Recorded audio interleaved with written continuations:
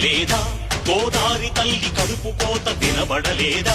గోదారి నీళ్ల రక్త ఘోష వినపడలేదా గోదారి తల్లి కడుపు కోత వినపడలేదా గోదారి నీళ్ల రక్త ఘోష గుండె నిండా పాలున్న బిడ్డల కందించలేని తల్లి బతుకు దేనికని